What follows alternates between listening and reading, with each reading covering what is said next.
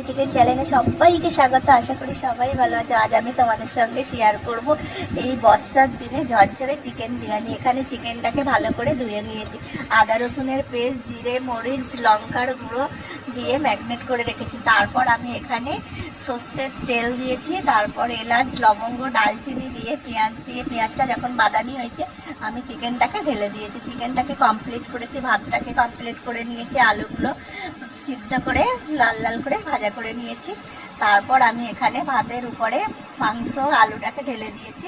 বিরিয়ানির মশলা, মিঠা আতর, খোয়া ক্ষীর, দুধ, ঘি দিয়ে তারপর একটা লেবু, আলু বোখরা, জাফরং, বিরিয়ানি মশলা দিয়ে আমি ভাতটাকে কমপ্লিট করেছি। আমার অনেক ভিডিও আছে বিরিয়ানি হ্যাপি কিচেনের চ্যানেলে, ঢুকে দেখবে গাইজ। আমার চ্যানেলকে লাইক অ্যান্ড সাবস্ক্রাইব করার যারা করেছে শুভেচ্ছা, যারা এখনো করেনি প্লিজ প্লিজ প্লিজ আমার চ্যানেলকে লাইক